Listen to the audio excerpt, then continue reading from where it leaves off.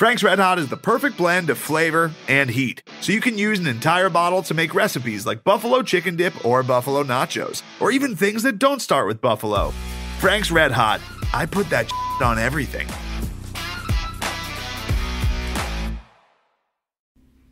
Hey, Craig. It's on you, it's all on me. Can't you see? It's on you, it's all on me. You and me, can't you? It's on you, it's on me. Hey, Craig.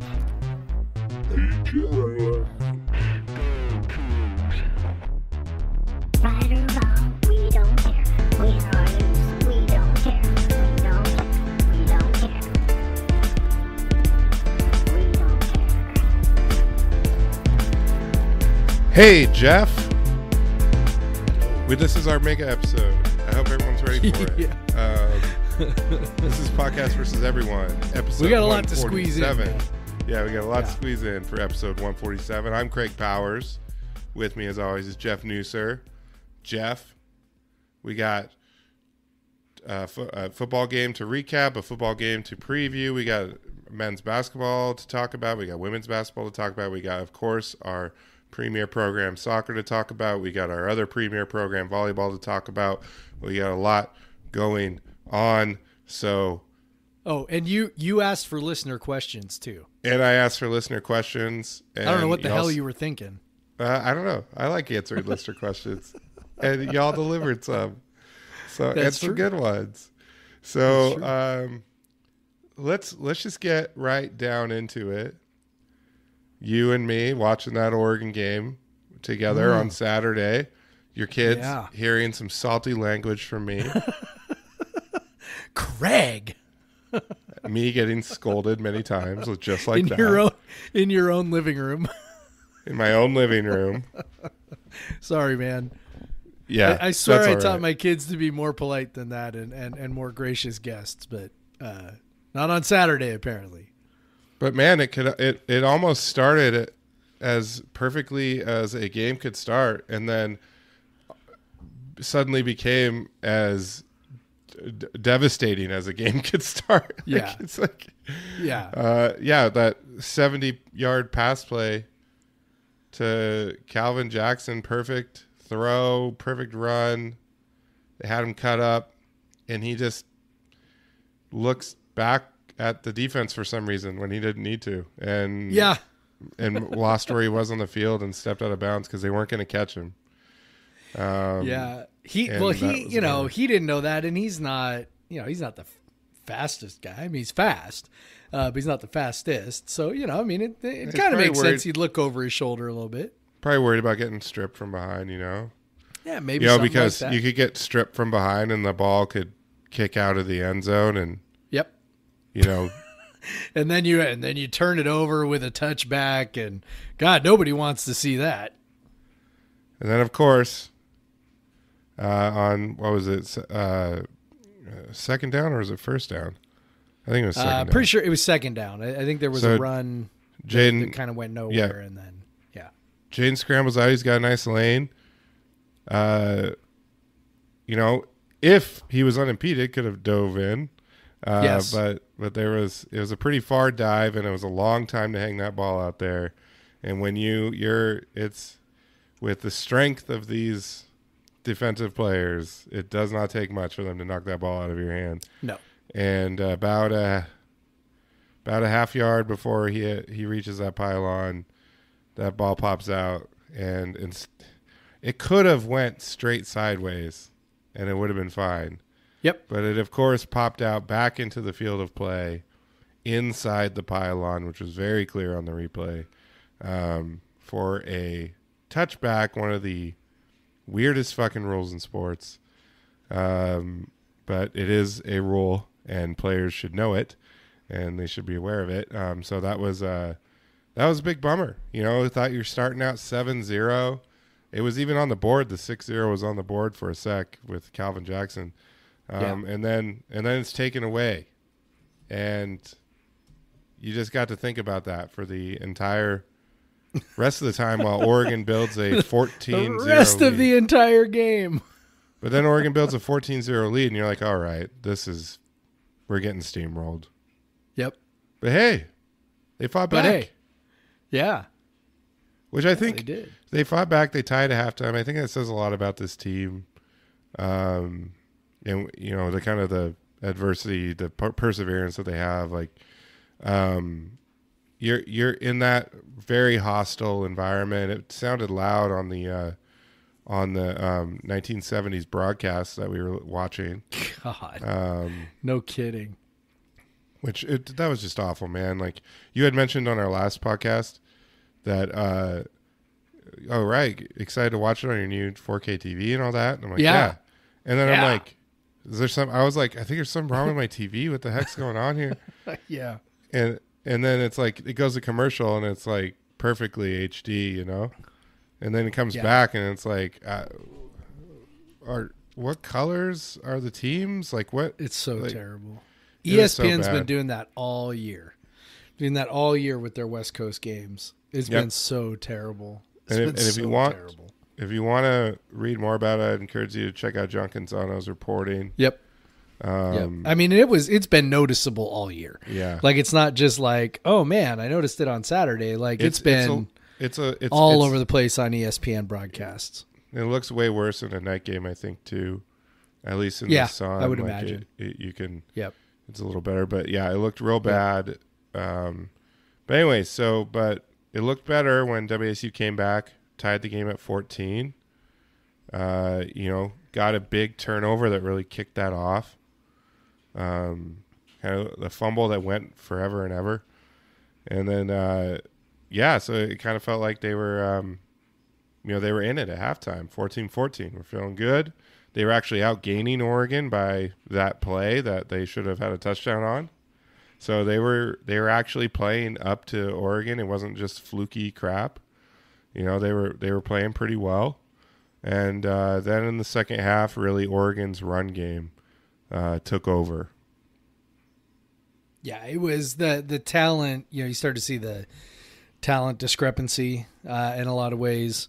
And I know a lot of our fans were disappointed with the way, it kind of went in the second half with, feeling like the game got away from us and, feeling like, we had a chance. And I don't know, like, I wasn't even that disappointed on Saturday when we were sitting there, I just was kind of like, it's kind of what we expected. We both predicted losses. We both predicted in the, 10 to 14 point range, on the loss. So I think we were both within a touchdown.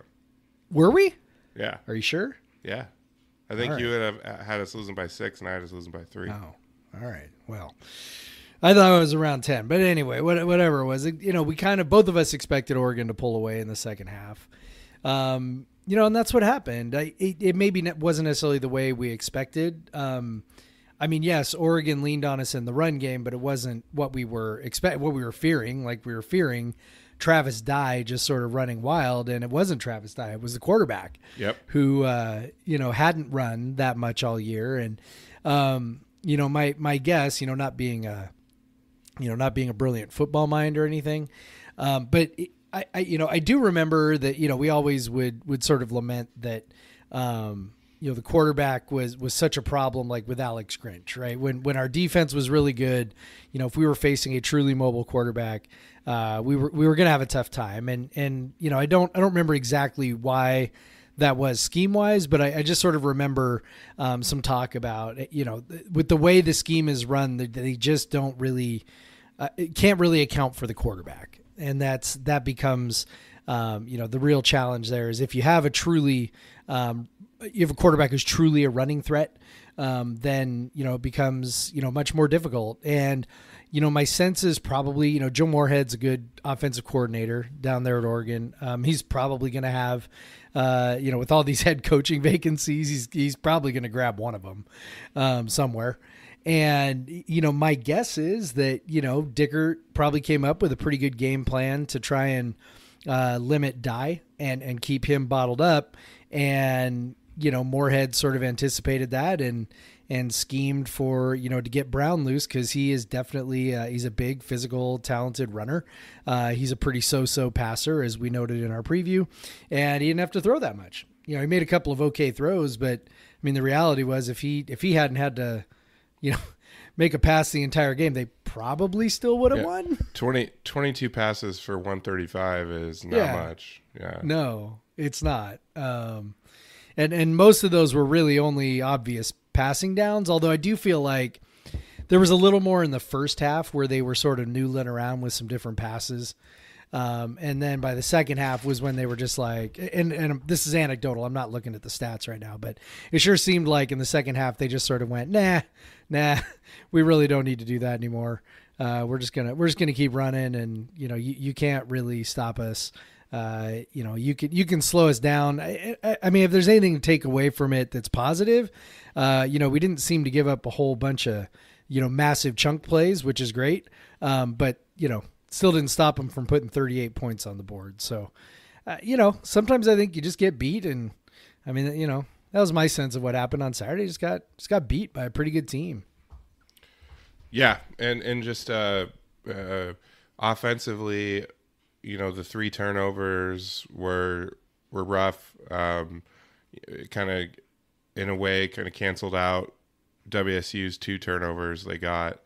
Yep. So that was just something that couldn't happen. And, because WSU, they didn't play too terribly offensively in terms of moving the ball. But, yeah, they just had some negative plays that ended some drives pretty quickly.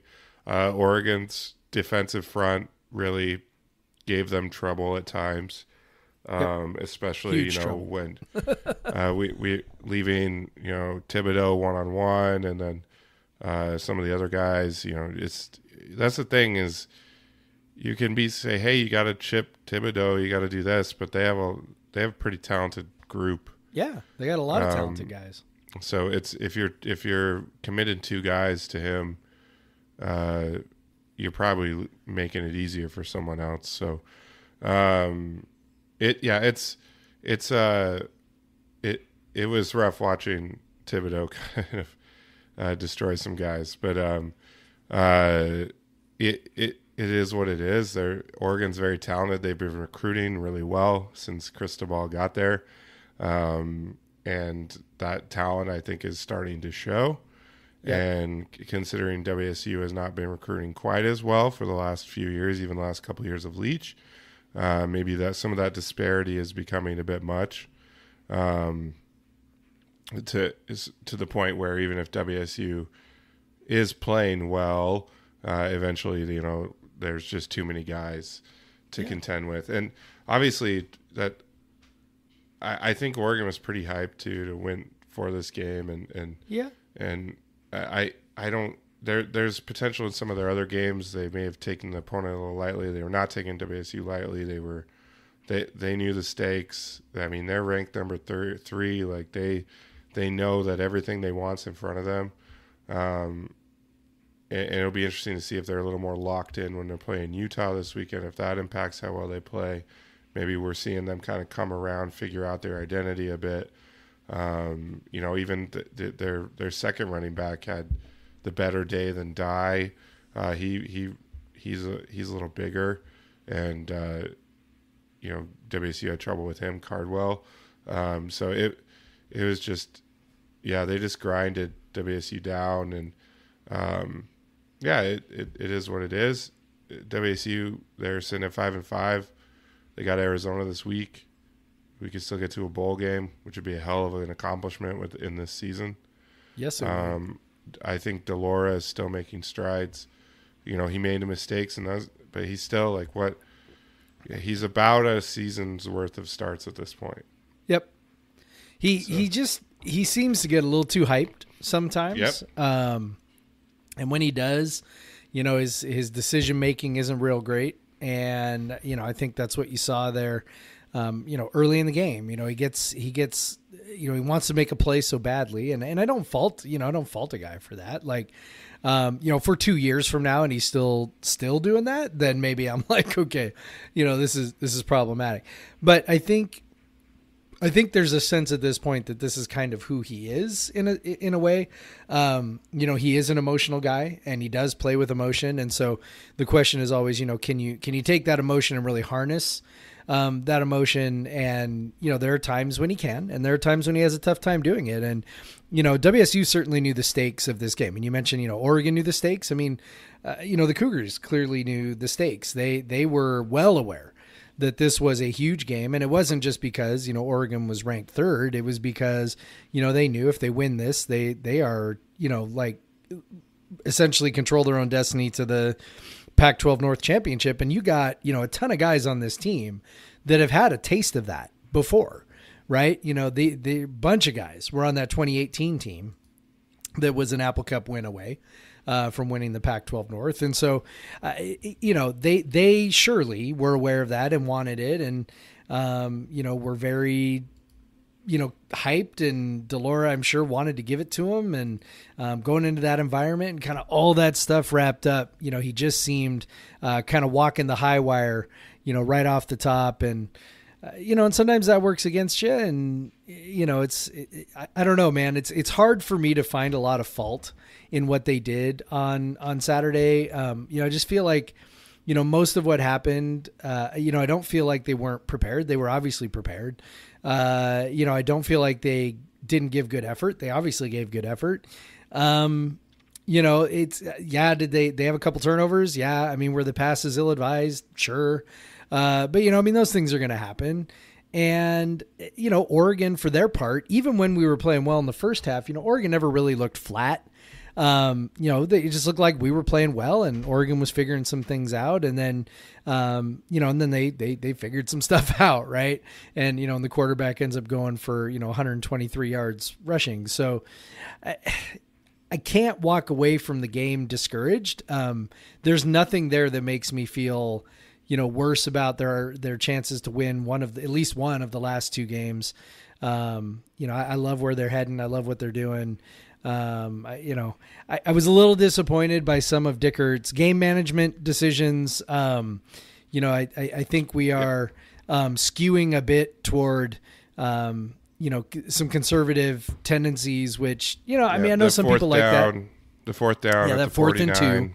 When you're still down by a touchdown. Yep. You're midfield, it's 4th and 2, you're still down by a touchdown. If you give the ball at that point, Oregon was really starting to run, and it was just a bad decision. It was a bad decision when it happened. It was a bad decision when Oregon marched down and scored a touchdown. It was a bad decision. I think Dicker probably knew it. So you get that a little bit with an experienced coach, and I don't know. I'm sure he would do it all over again, knowing the result now. I don't know that he would do it differently in the future, just philosophically, because he definitely is dropping all these hints about kind of having that defensive coordinator mentality as a head coach. So I don't know. I think that was a bad choice. I think he knows it was a bad choice. It's unfortunate. I don't think we probably win anyway if he makes the right decision, but would have had a better chance at least. Yeah, I agree. Yeah, I guess I don't really have a lot more takeaways other than that. You look at the two guys that have been dominating the receiving yards the last couple weeks, and then you see the release of the guys that are honored on Senior Day this coming Friday.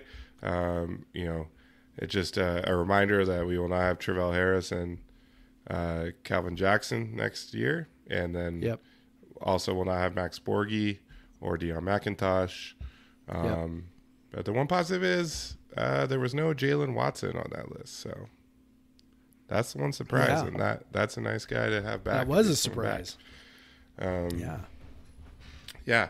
So we got a lot of things to move through, so I'm fine with putting a bow on that. Yeah. It's never as much fun to talk about losses anyway. But let's move on to talking as quickly as we can about a pretty dang big hoops win for the men on Monday. That was, you know, I thought they could win, but the way they came out and put their foot down was very impressive. The turnovers early, the defensive intensity leading to easy baskets, the just going inside, you know, exploiting Santa Barbara's desire to limit 3-point attempts by just getting inside, getting easy baskets. Like, it was a beautiful thing to watch. Everything come together. They built a 23-point lead that really was enough. That was what they needed, and the game was pretty much over at that point. And that was pretty awesome to see. Them just an experienced, good basketball team coming off a tournament, their first Division I game, their coach telling some news service that they're excited to go get a big win, and they're going to go get a big win in Pullman. Yeah. Speaking of a guy who needs the "what an idiot" gif sent to him, that's that guy. But number one, I won't cry for him because obviously we used it to our advantage. Number two, I won't cry for him because it was it John Riley? Gonzaga alum John Riley. So yeah, that did not make me sad to to stick it to that guy, even in a roundabout way, trying to get Gonzaga. Yeah.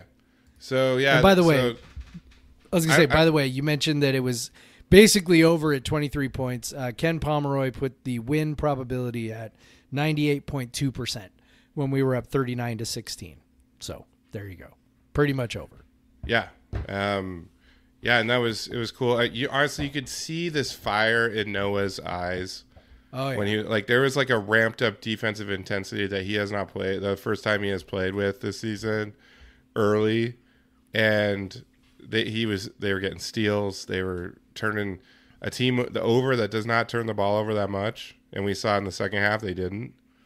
Yep. But yeah, that was really cool. There's any negatives, which it's early in the season. We're always looking at what could improve, what might be a trend. I pointed out to you the defensive rebounding percentage. There's definitely times when they're just not attacking. I think because I've talked about this with like Sherwood before, and how like FA is an NBA caliber athlete, and you don't see guys box out in the NBA. They just jump and grab the rebound.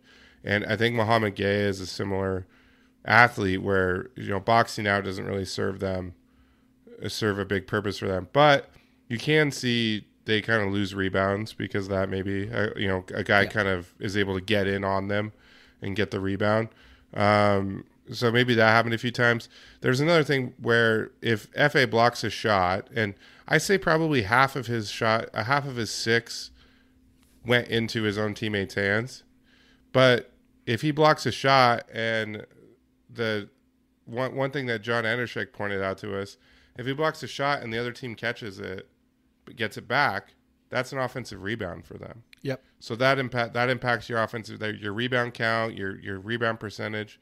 So I think there's probably, and even on Bomba's block shot, I think they recovered it. So there's probably 3 or 4 offensive rebounds that just came off of a block shot. And so that's not really a thing where you would expect a team to be able to get a rebound. So that impacts the percentage quite a bit. But I think they definitely kind of lost track of that a bit in the second half. I just think they got a little lazy and a little sloppy. I think that's fair to say. I mean, they just weren't, the hustle just maybe wasn't quite as there on the defensive end. On the offensive end, they got a little sloppy with their passing and their shot selection. Now they did still, crash the offensive glass for their part as well. I mean, both teams ended up over 40% offensive rebounding, which is sort of anecdotally that seems unusual for both teams to have good offensive rebounding games. Typically, somebody does a decent job on the defensive glass. But as we know, offensive rebounding and defensive rebounding are different skills. And so, obviously it's not crazy that it could happen, but it seems unusual that both teams are sort of like getting a whole bunch of offensive rebounds. And, I don't know. I mean, we were kind of on cruise control. I mean, the shooting was bad. That's something we haven't mentioned yet is, we shot 2 of 16 from the 3-point line, which is, horrendous. Michael Flowers was 1 of 7. He is off to a really, really rough start shooting the ball from deep. Terrell Roberts, who, had been on fire, ended up only 1 of 5. And if I remember right, I think he hit the first one and then missed the next 4. Yep. TJ Bamba missed 3. Noah missed the only one he took and he missed it badly. Just really, really off shooting night. But again, that's the sort of thing where you go, okay, if you had, we always play this game, right? If you had told me, game, right? If you had told me that, WSU was going to shoot 2 of 16 from 3, I might have wondered, well, how'd the game go? I certainly would not, it would not have shocked me if we had still been able to win. It really would have shocked me if you had told me it was a blowout up until, the other team made 3 baskets to go on a 7-0 run in the last minute and a half, right? Like it was 15-point game with a minute and a half left. The things that contributed were only 11 turnovers, which, we've been talking, okay, we got to get the turnovers under control. Well, only finished with 11 turnovers, and then you got the offensive rebounds, right? 43% offensive rebounding. So, 43% of our misses we got ourselves, and then 58% on twos. That's a pretty good recipe. Yeah. And now if we look at kind of the trends so far this season with some of the players, Mohamed Gay is, he's a freshman. He should be a senior in high school, a superlative offensive rebounder. Just so good. He's so long. He reads it really well. He's not a great defensive rebounder yet. And honestly, a lot of young athletic guys aren't. There's a strength aspect. Yeah, exactly. He's not strong, but you don't need to be strong to be a good offensive rebounder. And he is very good at that. He's very good at drawing fouls. I think there's better free throw percentage in there with him. I think maybe that'll improve as the season goes along. He obviously, they trust him to shoot long range. It'll be interesting to see if he does that. But he's a good piece. Like he's looking like a good piece. He looks like he's a big body. Definitely has the athleticism to contend with any Pac-12 big. He's definitely wiry, but he's not quite as wiry as I thought he was going to be. Like he's definitely not Robbie Cowgill skinny. He's got a little more on there. For sure. So he's I think every bit as good as we could have hoped for a guy that should be a senior and all that. Like just very good. And then combined hit with between him and Deshaun and FA, and then you have Bamba crashing the glass as well. And really any guy that's playing that 3, be it Bamba, Rodman, or Yakumovsky, crashing the glass, you have a bunch of guys over 10% offensive rebounding percentage. This is clearly an emphasis on this team. They know they got the talent and the size. Size helps a lot with offensive rebounding too. They have the talent and the height and the length to get offensive rebounds and get points from them, which they are doing. They are excelling, and I think, right now they're 8th in offensive rebounding percentage. Obviously, they've played some lower teams, but I could definitely see them be a top, hover around that, the 40%, be one of the top offensive rebounding teams in the country this year, because it definitely seems like as we've talked about many times before, offensive rebounding is often, if you have the personnel, and then it just comes down to strategy. Are you going to crash the glass or not? And we're clearly sending 2 to 3 guys to get offensive rebounds every time. And if you do that and you have the guys that can grab them, you're going to get them. And so that's cool. And I like and it honestly is It's fun. yeah, it's super fun. And it's so and you know how much it frustrates the other team. Yeah. Because you know how much it frustrates you when your Yes. team doesn't grab defensive rebound. Absolutely. The funny thing is that so many coaches forego offensive rebounds in order to set up their defense, right? But there's a flip side to that. Like if you're gonna crash the glass and you're good at it, then the other team's not. They better not leak out. They better crash the glass too and get that defensive rebound. They're not going to get transition opportunities. I mean, UCSB is a team, as as Bryce pointed out in his preview. When they can run, they like to run. They look to run, and if they're it's very not there, efficient in transition. when it's not there, then they pull out and they run kind of a pretty deliberate offense. But they'll run if it's there. They did not have very many runouts. And it's a really tough thing to do if you can't get the defensive rebound. That's the first offensive action or last defensive action, depending on which way you want to think about it. And if you can't secure that defensive rebound, man, it is tough to get out and do the things you want to do if you're trying to run it all. So yeah, you put a lot of pressure on the other team when you are attacking that offensive glass. And, it's been boy, I don't think, and this is, purely anecdotal because the stats don't, go all the way back to the beginning of my Cougar fandom, going back to like 1994, right? Or 1995. But this is the best offensive rebounding team, between say the end of last year and now. The WSU's had, certainly in my time as a Coug, it's like, because you had, whatever it was that Ernie Kent was doing. And then you had, Tony Bennett Ken Bone, again, not emphasizing offensive rebounding really at all. And then obviously Tony Bennett, like, actually depresses offensive rebounding on purpose. Like, if there happens to be a big guy under the rim and the ball falls to him, that's great. But the other four people better be getting, back almost as soon as the shot goes up. Right. And then, just keep going backwards to, Dick Bennett and, Paul Graham and Kevin Eastman. And, none of those guys emphasized offensive rebounds because, none of those guys had, athletes like this. And, it's probably worth noting that Kyle Smith didn't emphasize offensive rebounding until about, the second half of last year. Yep. When it was Deshaun and Efe. So, when so Deshaun no shock started that coming around. Yeah. So no shock that other coaches didn't do it, but it's like, this is something different and unique and fun. And, it's pretty cool when, a shot goes up and, even if you're having, a bad shooting night that, you've got a chance to, still survive that and maybe even thrive a little bit, creating that, that shot volume that we talk about that is just, so dang valuable. Yeah, and another trend that I really wanted to highlight because it has me very, very excited, make me feel very optimistic, is if you look at the distribution of of usage among all the players on the team.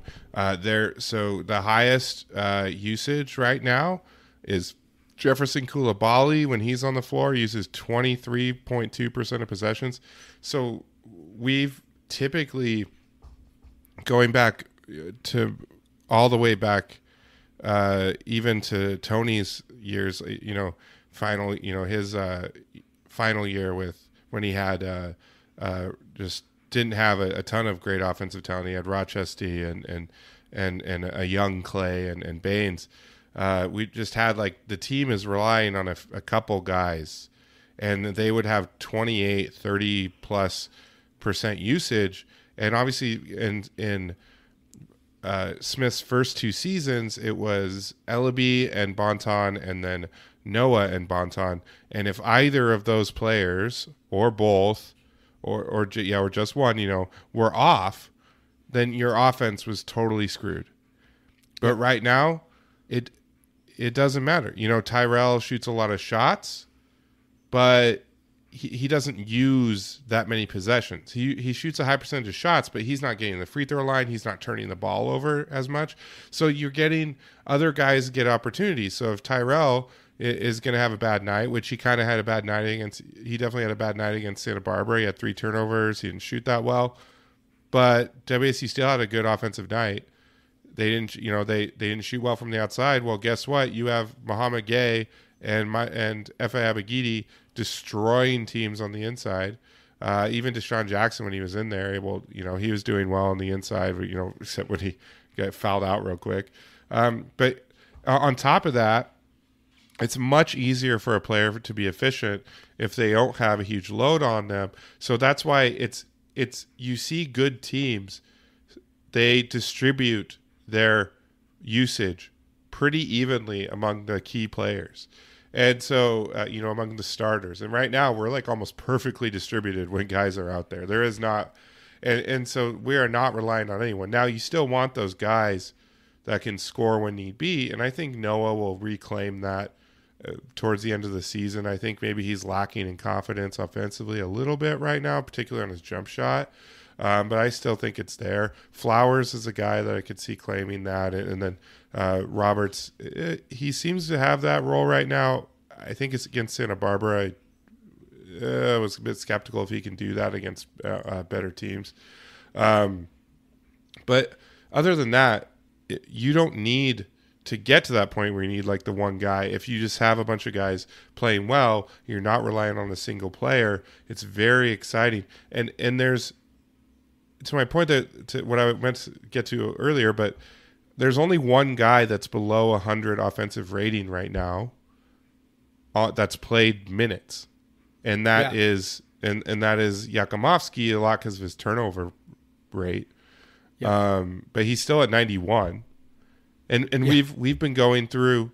That was like Bonton's offensive rating last year for a guy who was using 30% of the possessions. Now you got them all distributed. You have Flowers, Abagidi, and Bamba have obscenely high offensive ratings. Rodman, in his rare shots he takes, he's being really efficient. You have, Gay.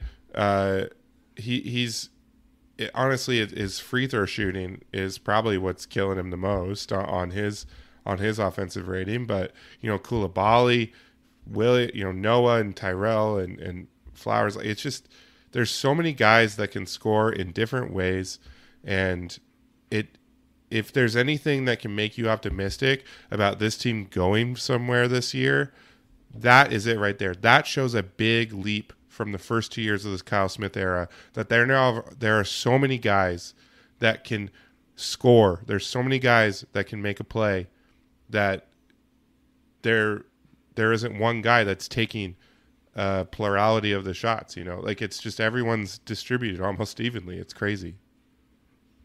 Yep. That's the thing that, when you see good teams, that's what you see. You and I look at these, team sheets a whole lot. We look at the player stats. And when you look at the teams that are really good, they aren't teams that have, one guy who, is playing out of his mind. I mean, sometimes they have a guy who's doing that, but that's not why the offense is good. The offense is good because they've got a whole bunch of guys who are very efficient in the touches that they have. And that's what we're dealing with right now, which is great. I mean, I even said, Deshaun is off to a rough start. Well, Deshaun's offensive rating is still 100.6, which is, okay. Like, that's not great, but it's okay. He's struggling with fouls, but it's like, when we start going through here and going, okay, well, this guy, that guy, it starts to get really nitpicky, right? You start talking about Andre, like, okay, Andre's situation is he's turning the ball over right now. Okay. But, then you look at, Roberts, Williams, and Flowers, who, we've had this 3-guard lineup a whole bunch. Well, all 3 of them are under, 17% turnover rate, which is really low for guards. Like the reason why the turnovers were really good in this third game, not as good in the first 2 games, right? Well, the reason why they weren't as good in the first couple games was, Coulibaly turns the ball over a bit. Deshaun has turned the ball over a lot in the, few minutes that he's played. Yakumovsky's turned it over a lot, and so you just go, there are lots of things that you see here that are the seeds of basically, you don't want to get too high off of the results, right? Like, okay, you beat two teams pretty easily, and then you played the third team, got way up on them, and then sort of cruised the finish line. It's really easy to go, oh man, this team's amazing, just based off of those results. But man, when you look at like the underpinnings, like you and I so often do, where you just kind of go, okay, well, what are the peripheral stats? Tell us about what's happening, and it's like, nope, it's still all good. like it's still all good. They're not shooting great yet. They've made 28% of their threes this year, and their points per 59% of their twos, which is nice. Which is nice. But that's what I'm saying, though. That's where I'm like, okay, at some point the 3-pointers are going to come around. And then do we expect the 2-pointers? Now, are they going to continue to hit a 60% clip all year on the twos? Probably not. But, is that something you expect to fall off a cliff? And the answer to that is also no. Right? Like they're still going to be good. They got lots of size. And then, you see that, Flowers is a good finisher. You've seen Noah do what he does, use his length when he gets to the rim to, lay the ball up over people. I don't expect the 2-point percentage to, fall off a cliff, and I expect the 3-point percentage to improve dramatically. So, there are just so many reasons to think that even with these, 3 performances that they are, they are trending in the right direction, that they'll be even better. Idaho, Winthrop, Eastern, next 3 games, all 3 games they should win handily. I know, people might say, oh, Idaho's a rivalry game, but, Idaho's 351st in Ken Palm right now. The projection there is a 21-point win. So, those are 3 games they should win rather handily before they head off to Arizona State, who is, frankly, very beatable. So, there's still some time to kind of sort some of these other kinks out and be even better. And I am no less fired up for this team than I was, a week and a half ago when they tipped off. Well, and plus it's only been a week. One thing, there's a couple things defensively that maybe you worry about. One thing you don't worry about, the shooting percentages are good. They're not letting teams shoot a lot of threes. That's good. But obviously that rebounding, I could see them be a team that doesn't force a lot of turnovers, just because of their personnel. But the rebounding is something I hope they can improve on. But honestly, they've been able to do that. With this in Smith's first 2 years, there's trouble areas like that he really values that you've seen them improve on. They just became a rebounding juggernaut by the end of the season last year. And I think, especially if, Deshaun can get his fouls under trouble, because honestly, they're not going to call as many fouls in like a few games. This is just what the refs do. They call a ton of fouls, and Deshaun has been the victim of it quite a bit. And so it's just not going to happen as much anymore.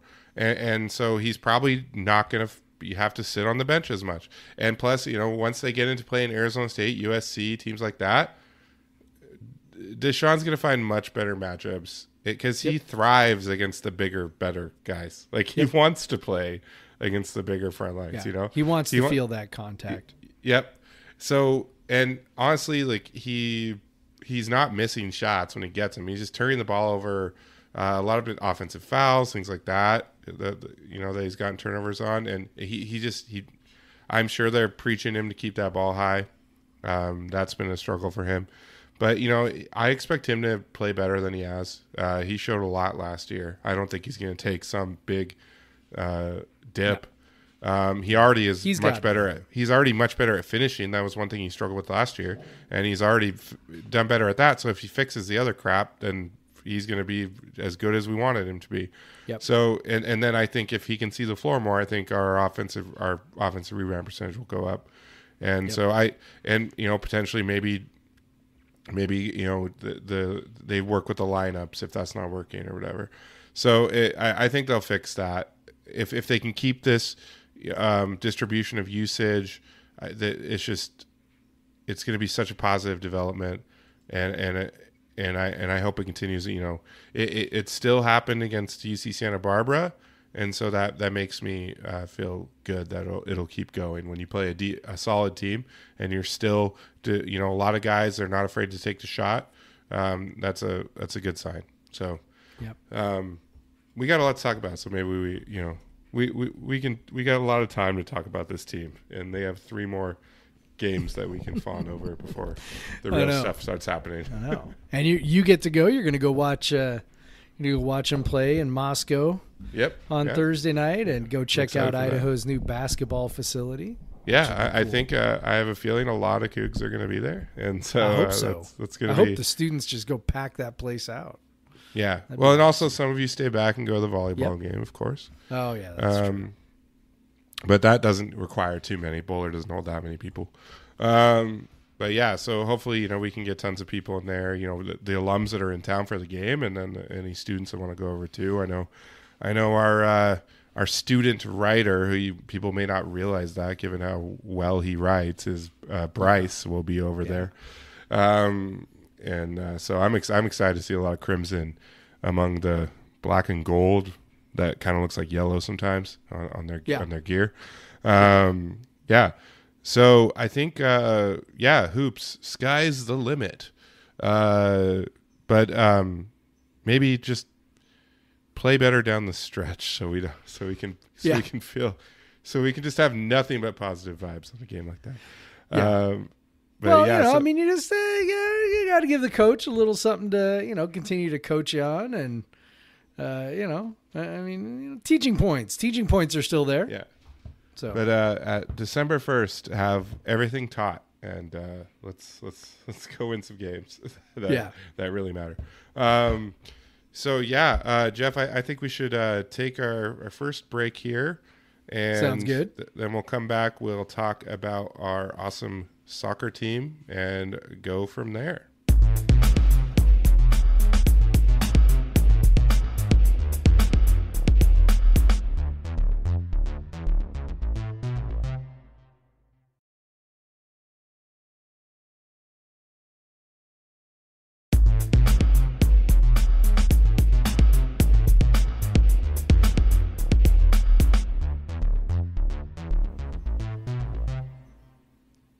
and we're back. Well, Jeff, what I'm looking forward to, I think on Saturday, I might have to head on back to our favorite Ellensburg watering hole, Pretty Fair Beer in Ellensburg. Yeah. I'm looking at I pulled up their tap list, see what they got going on right now. What maybe I can drink when I stop through Ellensburg on Saturday, even though, I'll probably maybe a little hair of the dog, have one beer, on my way, have a nice meal for lunch. But, they got a nice variety. They got a Kolsch. They got an amber ale from Garden Path. So that's probably going to be a funky red ale. Garden Path's a real cool brewery out of Burlington, Washington. They're doing a lot of if you ever had Jester King, they have a guy from Jester King. Yeah. They're doing a lot of mixed fermentation stuff, really great stuff. Definitely not a brewery you'd often see on the east side of the state or the central part of the state. They got some good beers from Three Mags, a beer from Mirage. I know you dig your Mirage. Other agencies, I think we've had that. Yep. A Czech Pilsner from Matchless. I'm already thinking that's the one I'm going to go for. But yeah, lots of good stuff.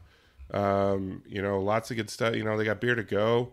That saved me a couple times when I didn't have time to grab beer at my local spots here in Tacoma. I could stop in Ellensburg and raid their cooler and fill up my tailgating cooler. So all good stuff. I've seen lots of good stuff from the cooler as well, from Holy Mountain, Structures, Matchless, Wander, a lot of great stuff. Stoop, oh man, Fresh Hop Fiend, we talked about that one. That one's good. Yep. Yeah, dude. Pretty Fair Beer, run by Cougs. And just proudly Cougs. They're going to be showing the game on Friday night. If you can't make it out to Pullman, you live in Central Washington, you want to hit them up. They'll be showing that game at 6 on Friday, so you can watch the game. I'm sure they'll have the sound on, and there'll be plenty of Cougs there. So great place to watch games and get a bite to eat. I know you tried their food last time you were there. I was impressed with it when I've had it. Great spot, great people run it. Definitely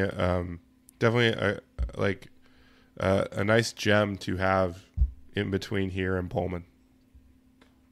For sure. But yeah, so Jeff, let's get to what your Pretty Fair beer of the day is. Yeah, so it is a beer that I bought at Pretty Fair Beer. It's the last one that I've got left. It is the Matchless Fresh Boys Fresh Hopped Lager, which I have not had before and is absolutely delicious. It's it's got that easy drinking lager situation going on. It's the fresh hop to it almost gives it kind of a like a citrusy, almost kind of a lemon zest kind of flavor to it. Yeah, really delicious. I love it. I love when breweries make fresh hop beers that aren't IPAs or pale ales. Like, I just love when they utilize the fresh hop kind of uniqueness in other styles, and I will always go for a fresh hop lager. So if they still have some of that when I drive through, I might have to grab that out of the cooler. It's good. I love it. You'll love it too. Awesome. I've definitely been grabbing I've missed out on a lot of like fresh hop IPAs this year because I always like go for the fresh hop lagers. Yeah. Yep. Yeah. So I'm for my Pretty Fair beer of the podcast, I am having a brewery that they often feature at Pretty Fair Beer, Structures Brewing. This is Structures Floral, which is described as a beautiful collaboration with the Max Higby Center. Jeff, do you know what the Max Higby Center is? No idea. Me neither. But maybe I should look it up. Well, I thought you were going to give me the answer, man. So what the hell are we doing here? It's pretty funny. I looked it up, and like it just says Max Higby Center, a place for friends. It looks like possibly Well, it sounds lovely, then. a kind of after school program type thing. Okay. All right. Oh, okay. Yeah. It's a Max Higby Center supports and empowers teens and adults with developmental disabilities to build community, friendships, happiness, life skills, and health through recreation. Very cool. Well, that's very, very fucking cool. awesome. Yeah. So I guess floral. That's a real nice. I assume some of the proceeds went to Max Higby, which is a nice thing to support. So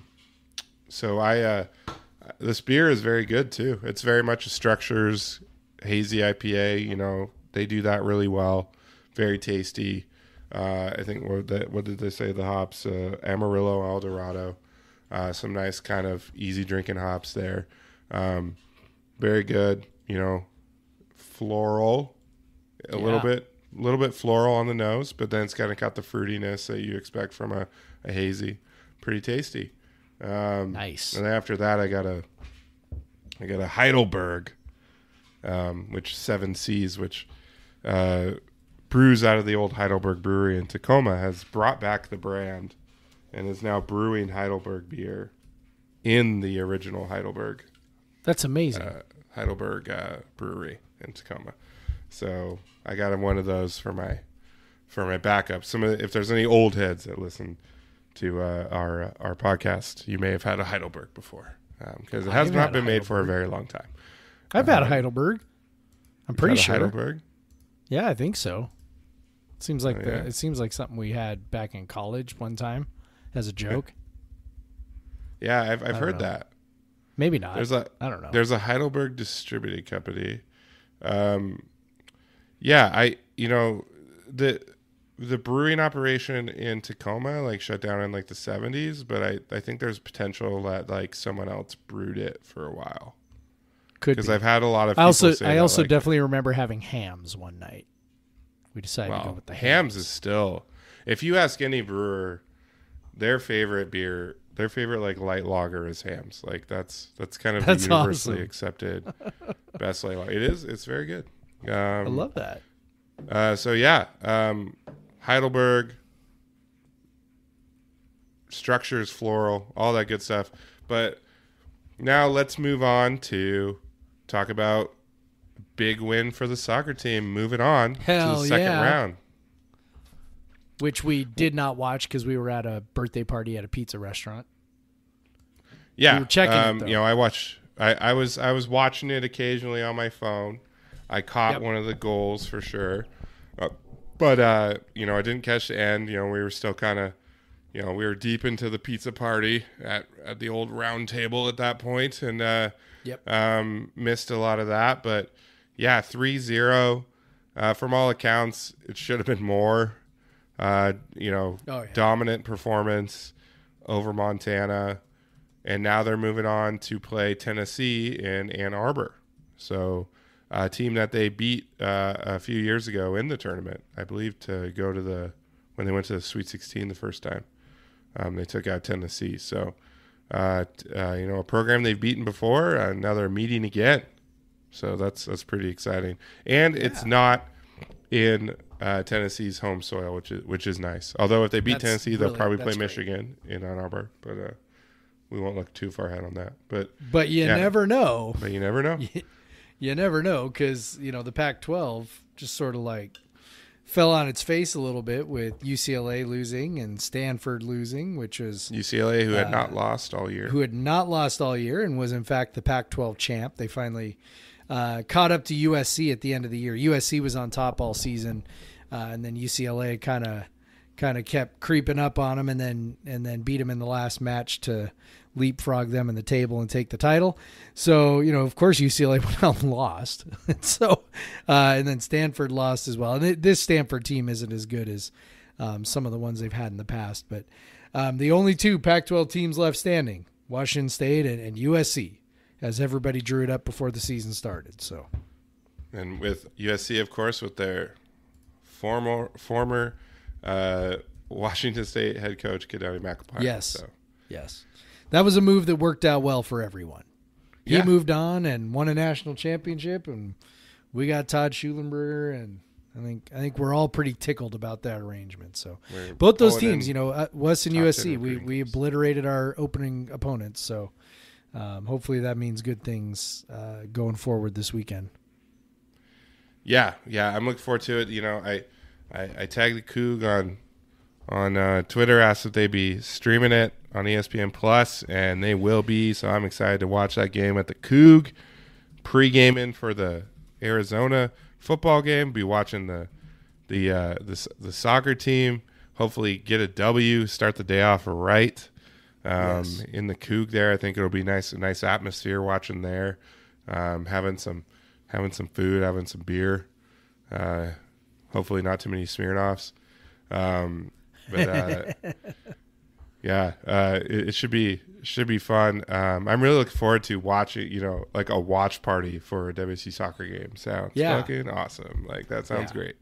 Yep. Because I've already seen a bunch of people on Twitter like, I'll be there. Hell yeah, let's watch it. You know, so that'll be really fun.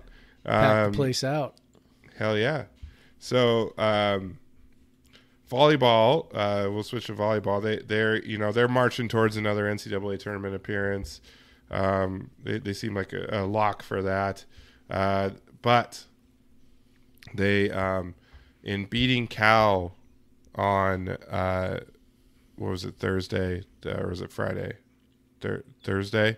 In beating Cal on Thursday, they also one of their best players, perhaps their best, but Pia Timmer suffered, at least one of their most versatile players. Pia Timmer suffered an injury and missed the rest of the game against Cal, and then missed the match against Stanford, which seemed to impact them quite a bit, and they lost to Stanford in 4 sets. So I think the biggest takeaway from this weekend of volleyball is hopefully Pia Timmer is okay, because she could have her absence could have a huge impact on the rest of the season. She does everything. She's a great server. She is a good defensive player in terms of digging, setting up, and then she is a very efficient hitter.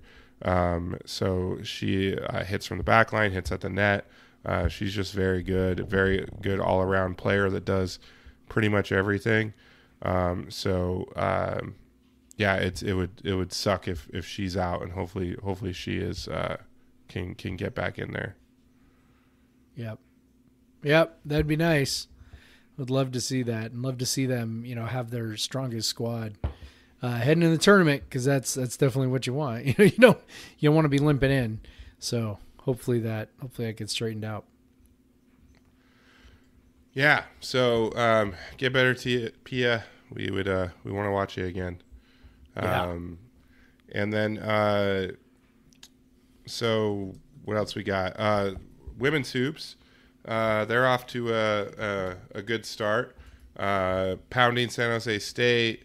Maybe a little bit rougher going against Northern Arizona than they would like, but I think they're pretty much in control of that game the whole time. Charlize is playing well. Bella is playing really well. That's been nice to see. She seems to be a little bit better finishing, which she struggled with last year. Maybe not as many turnovers as she did last year. That's looking really good. I don't see, it doesn't seem like so far that that Crystal Ledger Walker is taking as big of a burden offensively. So if that can continue, that's good. Of course, right now, the big thing is that they're missing one of their best players in Johanna Tadar, who is playing with the Estonian, her home country Estonian national team. And she won't be back for a couple more weeks, and Yep. they have a top 5 NC State in that time, so which is a bummer that she'll be gone. But so far, I think I see a bit of improvement. I have Grace Sarver off the bench, and that could be a help. Again, Tara is the freshman is excellent. She is an all-around player that's going to be very useful. And then they're supposed to get a guard, not the Australian one, another guard, a domestic guard that's supposed to be able to start at the semester, which could provide depth in the backcourt as well. So I think they have room. There's potential that they are improved this year, and I think things are looking up so far. And nothing in the first 2 games to dissuade me from that. Yeah. They, I think you're right about what is going on with Charlize. It's funny. I think she went for 20 or 22 in each of the first 2 games. So it's not like she wasn't scoring a whole bunch, and yet it felt like she was kind of, taking a little bit of a step back. And I wonder if that's, deliberate in any way. Both to try and maybe lighten the load on her just a little bit, but also this is the time of year to try and, bring along some of those other people. You don't need, Charlize to put up 30 shots or 25 shots, to beat San Jose State and Northern Arizona. So, it seems like maybe they're trying to get, contributions from other people, developments, like you said. Bella is playing her ass off right now. She's turning into the player, at least, for the moment, that we all kind of hoped she could be. We could see the potential. We could see, how, athletic she is and how physical she can be. When she's not, getting into foul trouble. And as of right now, she's finishing really well around the basket, which was sort of like, the last big piece, right? The number of bunnies that she missed last year would just make you want to, bang your head through a wall. She's making most of those now, and looking really, really good while she does it. And so if she, becomes a legitimate, scoring threat, legitimate post-scoring threat, a dependable post-scoring threat, that is the sort of thing that could really sort of change the trajectory of the team in general. So, very encouraged by that. Ula Matuga, seems like she has improved on her 3-point shooting. That's really big. Just another person to spread the floor a little bit, and shoot. If you've got 4 shooters around Bella, that creates some space for her to operate. So, they kind of look like they picked up right where they left off. And that's a real encouraging sign. And, as you said, there are reinforcements coming. They're still a lot of fun, man. They're going to be a lot of fun to watch, to see if they can sort of continue to punch up, a little bit and maybe not, stagnate. That's going to be kind of the big thing. So very interesting, and they're still super fun.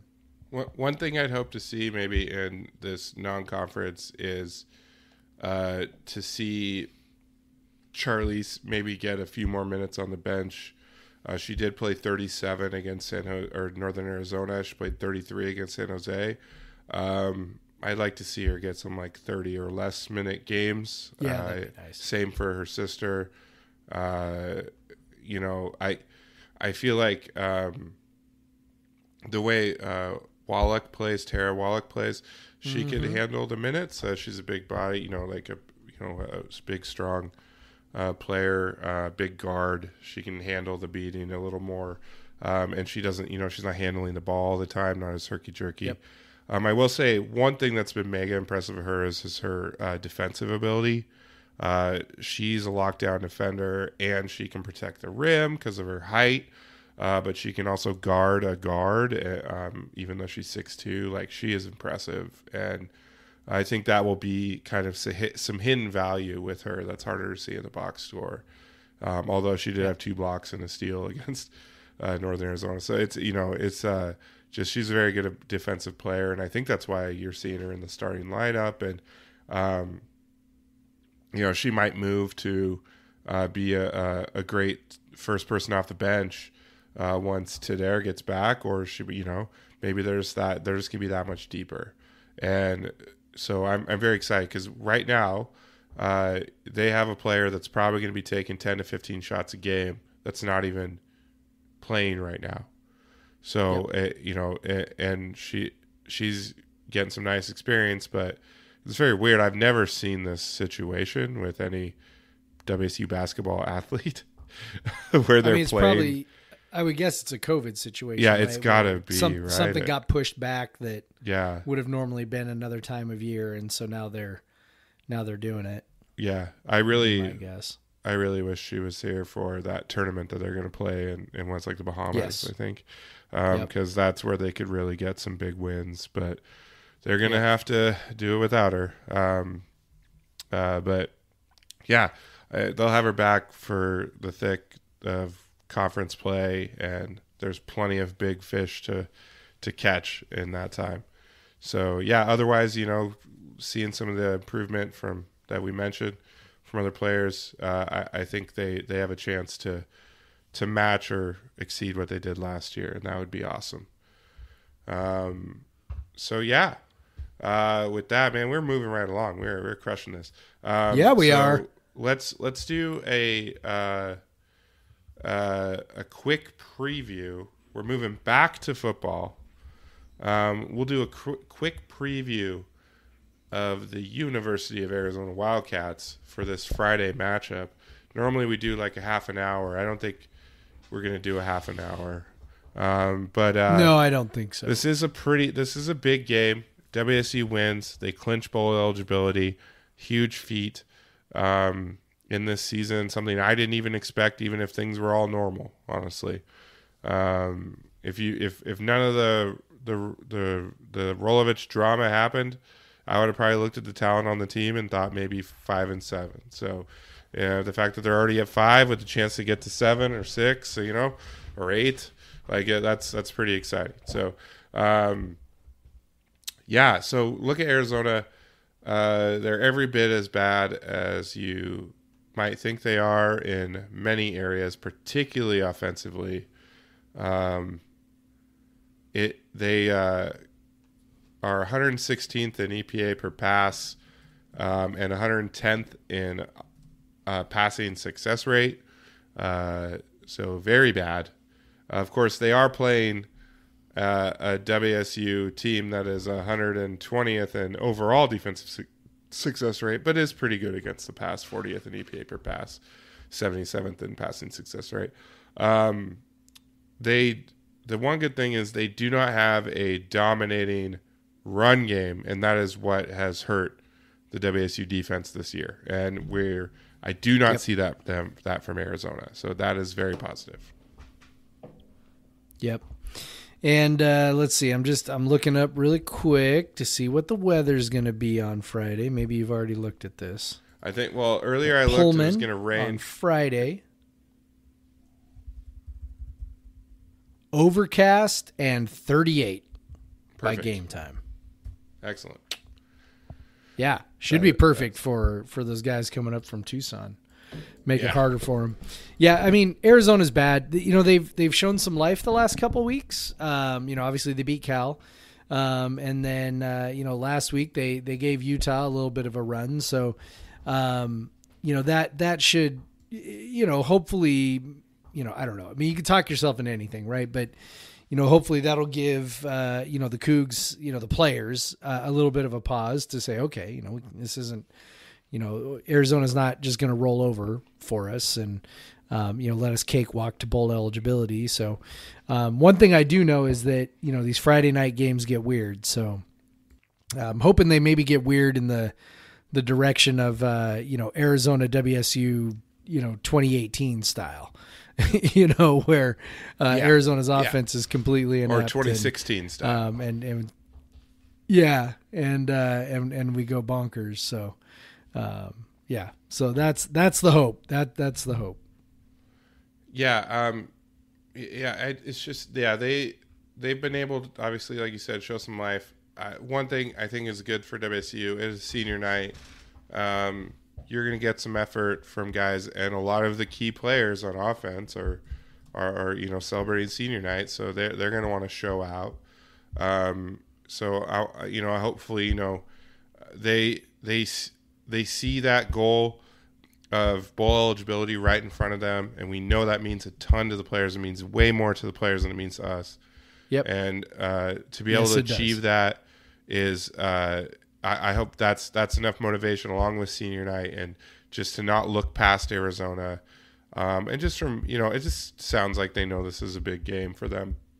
And Yep. and you know, they lost to Utah State earlier. They've lost games that they probably thought they should have won, so maybe that gives them focus. They've obviously been playing really well for you know, since that USC loss. You know, that Utah loss, honestly, just a little bit of quarterback play would have made them look a lot better in that game. So I think they've just been improving. You know, I didn't see much to deter that. Thinking against Oregon, obviously Arizona's several million notches below Oregon, but you know, you hope there's no letdown after that big game in Eugene. But you know, they've had some big emotional games this year, and then come back and won the next game and played really well in the next game. So I'm not sure if that'll matter to them. Like, I'm not sure what can bother these guys, because it sure doesn't seem like anything can bother these guys. So I hope you can see them put a hurting on Arizona, as they probably should. Arizona typically does not play well up in Pullman when they have to come in November. So I'm not one to use history, but the last two times Arizona has played in WSU in November were 69-7 and 69-28. Yeah. So go ahead and keep sending Arizona up here for December. Maybe because it's on Friday, we'll see more students there than would have been there if this game was on Saturday. I hope so. I doubt it, but I hope so. I hope the students understand that this group of seniors deserves every bit of support for this game. The things that they have endured as a group, not all of them had to endure, losing a teammate to suicide, but they also all these seniors had lost another teammate along the way. They've had a coach leave. They've had a coach be fired, basically, through his own decision. So they have endured a lot, and they've won a lot of games along the way, and they deserve a lot of fucking praise. And I hope that a lot of people, if you're able, can make it to Pullman. And I hope if you're a student, you get off your ass, make sure you get your packing done before or whatever, and just go out and have fun in Martin Stadium one last time this year, because you're not getting another one till next season. So I hope we can do it. But let's do since we didn't do much of a preview, but I still think we should do the predictions. Sure. Because I don't think either of us are going to pick WSU to lose, so there will be no idiot gifts this week. No. But Jeff, give me your first half score. All right, so I think WSU comes out of the gate hot. I'm thinking 24-0. They just run right over them. They are going to put this to bed early and make us, we're going to be celebrating bowl eligibility almost right from the jump. Hell yeah, I love that. I love it. I'm going to go maybe a little bit, just because I think the field's going to be wet, a little bit wet, a little bit sloppy, because it's supposed to rain like all day before the game. Yep. So maybe that'll create a little sloppiness. So I think maybe we go. I'm liking the shutout in the first half as well, so I'm going to go 17-0 first half. And you had 24-0, right? So 24-0. 24-0 going in the second half. How does it finish for you? Second half, I think, slows down a little bit. Tough for a team to maintain that all the way through. I'm going to say we get a couple more touchdowns and that Arizona gets a couple touchdowns, and I'm going to go 38-14 WSU. 38-14 Cougs. Jeff's picking them to cover by a lot. So I had 17. Yeah, I think, I could see a couple Arizona touchdowns in the second half, but I see a couple WSU touchdowns. So let's go WSU 31, Arizona State 14 to finish it out. Bowl eligibility secured. Happy senior day for everyone. Go Cougs. And Craig is happy, and Pullman celebrating with everyone. And we get to do the 6 picture with Britton and Brian and get to maybe drink double Pendletons in celebration. Hell yeah. And maybe record another Brain Center. That would all be great. So, wow, hour 15. That is impressive, Jeff. It is. But by the way, we didn't answer any of the questions. Do we? I know. That's what I'm saying. We're like, I'm sorry, Rochelle. I mean, we're cruising. I'm sorry, Rochelle. Unless we really get into these questions, I don't think we're going to make it to 2.5 hours. No, we're not going to get that. Also, Jeff's I don't not want going to make it to I wanna 2.5 hours. to Man. I will pass Jeff out. and I record You'll just late. You'll just hear a thump, and that'll be my head hitting the keyboard, and you'll be like, Jeff? We have children. Jeff? We don't have time to do this around dinner time. So let me go through. I'll just go through them in chronological order. I'll go down. Yeah. Let's see. Very first one, I think, is from, there's 3 of them in there, from Adam Davis, at Adam Adam Davis. First question, the great one, we were actually discussing in the Slack. Where will Borky end up, transfer or pro? I'm not sure, to be honest. I think his desire would be to go pro, but based on what I've seen this year, I don't think he looks like an NFL player right now. So I don't know. Maybe he, goes to a place that he feels like will, showcase his ability better. I mean, maybe, I don't know, maybe he transfers to Michigan or Mississippi State or something, right? Where he goes and catches a bunch of balls. I don't know. If I were to, I guess I would say 50-50. If he gets a favorable evaluation, maybe he does try his hand at the NFL, but I don't know. It wouldn't shock me either if he, just decided he wanted to, play football somewhere else for a year, and I wouldn't begrudge him that at all. Yeah. And let's not forget, this is another coaching change. You'll see players transfer in that. I think I would probably lean him transferring. I'm sure he'll be in high demand on the transfer market. Yep. Another guy, honestly, that I could see doing that is Travell Harris too. He's being celebrated in senior day, so it looks like he's on his way out. So he's got a super senior year left too. I could see him doing that. So if you're going to ask me, Gun to my head, I'm going to say my guess would be that Borgie is transferring to another school. Yeah. This is a deep one that I'm not going to go too much into. But what coaches do you each want to be WSU's head coach? I want Nick Saban to be WSU's. Yeah, I know. My key word there was want. I don't know. I mean, who would be like maximum fun?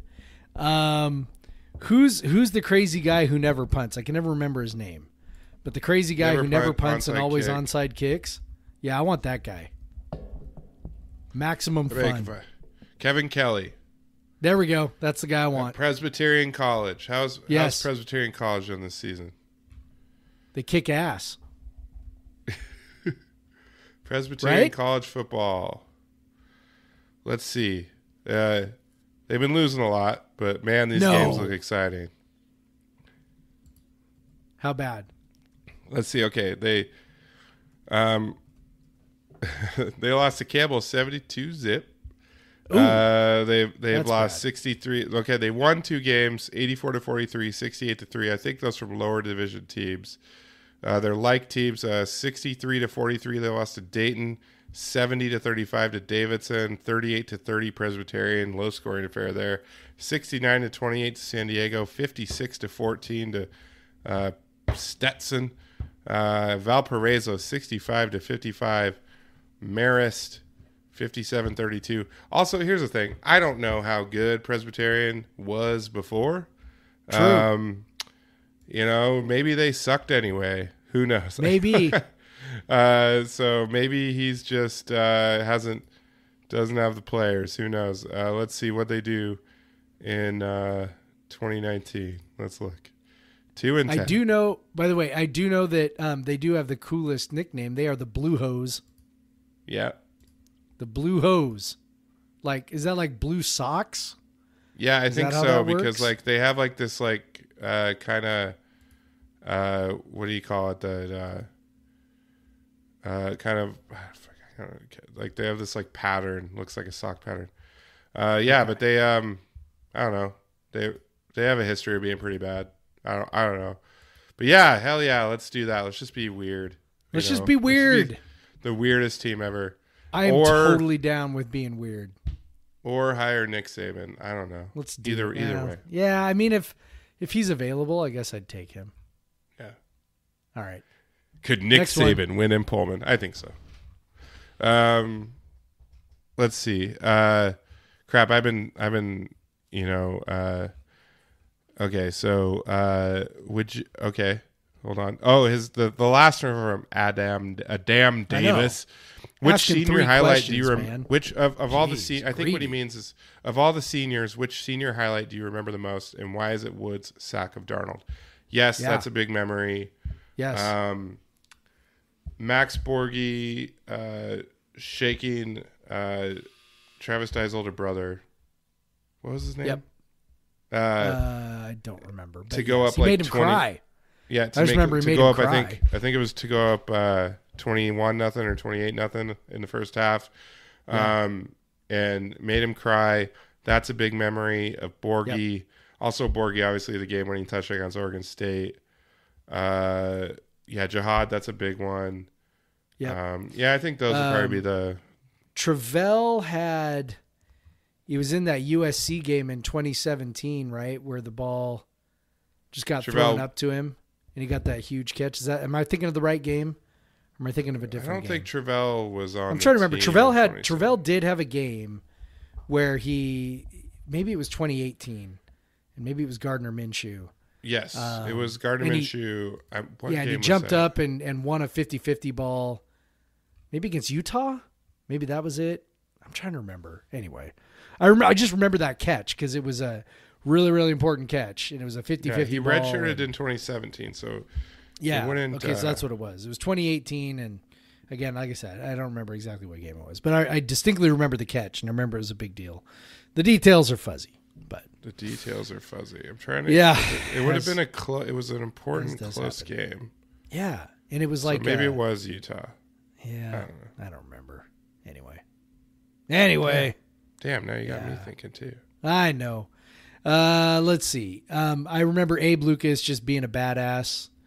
I remember Liam Ryan for being Liam Ryan, so that's good.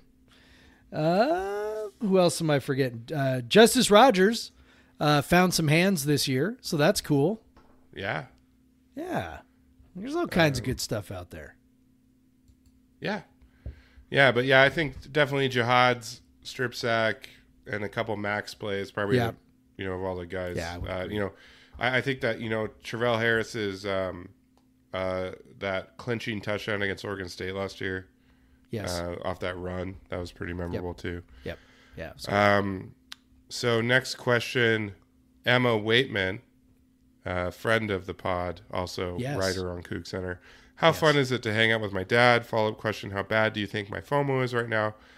So her dad is going to Pullman this weekend. Yes. So I'm sure I'll see her dad, Casey. And Yeah.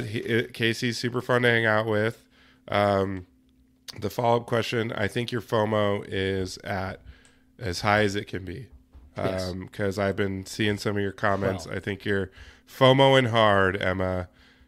I know her FOMO Massive is high FOMO. because mine is. So Yeah.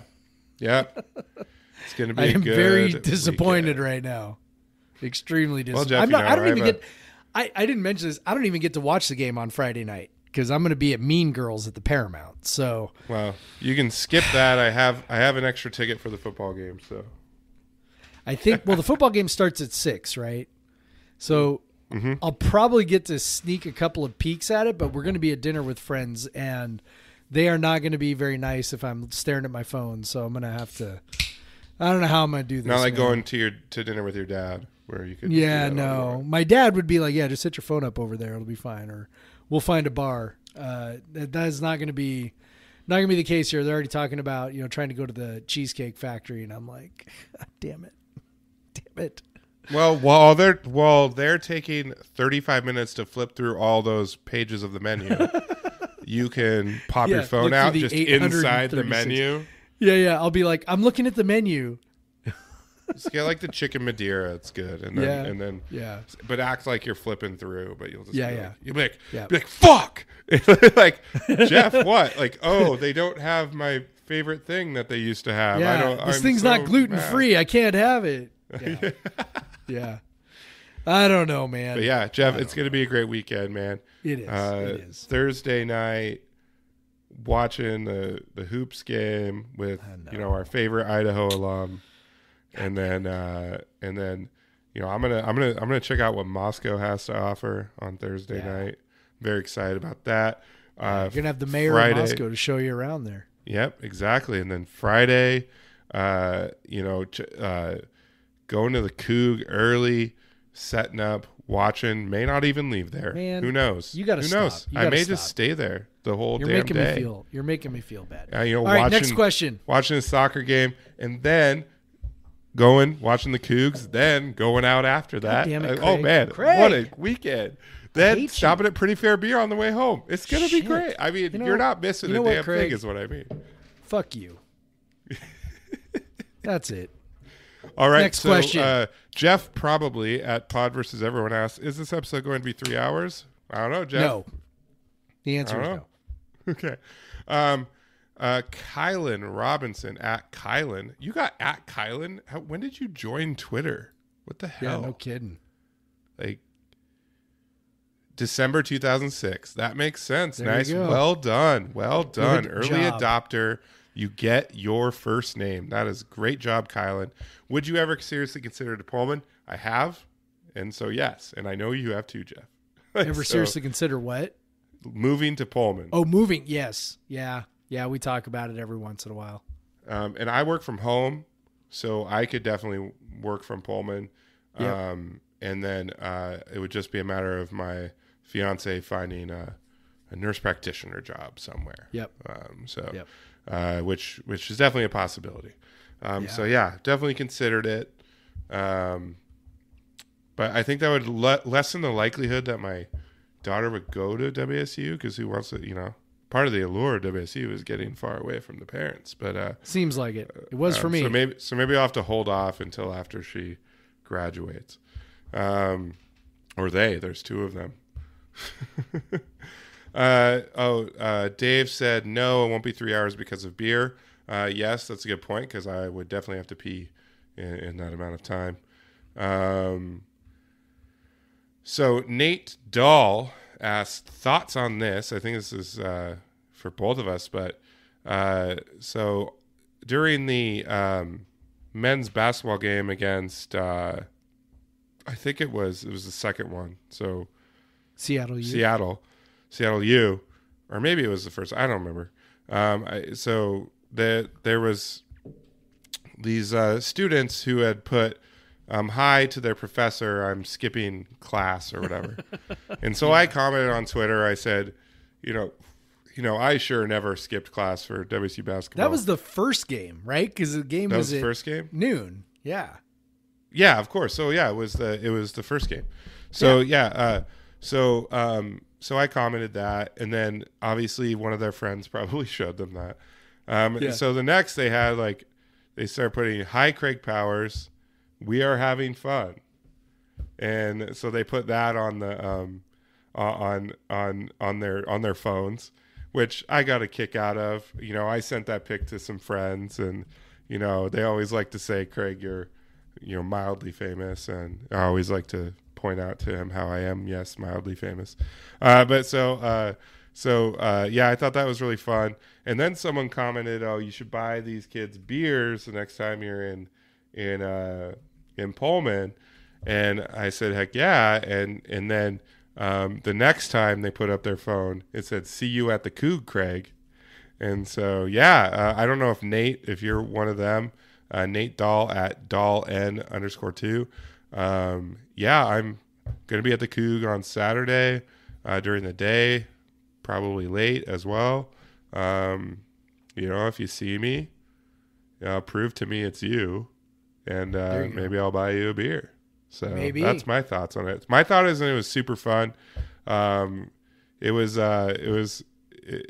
my friends got a kick out of it. Even Amanda had to acquiesce and say it was funny. That was great. Totally great. Absolutely. Now, Jeff, are you getting FOMO that your name wasn't on the phone? A little. All right. Bit. So it's definitely hard being the less popular and less handsome part of this show. So, but we make do. I'm sure Sarah would disagree with your. Maybe. And as we know, you and I are turning into the same person. So maybe that means I'm getting more handsome like you, and maybe I'm getting taller, and Well, maybe you are, or maybe I'm getting shorter, which is more likely. Yeah. Probably. So next question: over under on the Cougs signing 8 recruits to the 2021-22 recruiting class. I'm going to go over on that one. I think we'll be okay. Yeah, I mean, whoever. I mean, look, the early signing day is in December. Chances are good that signing day, you might have like half a dozen or 8 kids. But then at the regular signing day in February, they'll fill out the rest of the class. Yeah. It'll happen. It may not be a great class, but it'll happen. But I mean, it all depends on who you hire. I mean, I do think that there's, not to go too far on this tangent, but you can point to Mike Leach's first class and go, there were quite a few talented kids in there. Now it's a little bit different because back then there was not the early signing period. So I presume that has at least a little something to do with all the coaches who have gotten fired. Obviously not our coach. That was a different situation. But when you look at, other coaches who've gotten fired, Jimmy Lake, which again, that's a little different situation, but if the team didn't suck, he's probably still coaching. Fuentes at Virginia Tech got fired like today or yesterday or whatever it was.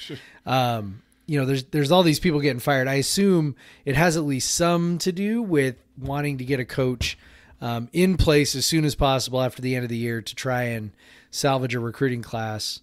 So I think it depends on who we hire, when we get them, if they're in place, by the end of the regular season, here, like in a couple of weeks, then, great. But that's tough, especially if you're trying to hire somebody who's still coaching, it's a tough deal. And if you get, if you don't get somebody in place until the beginning of December. They've got a couple weeks at that point. I think your best case scenario right now is that whoever they do hire is able to hang on to, the 8 or so kids that they do have committed, who seem to be pretty good, most of them.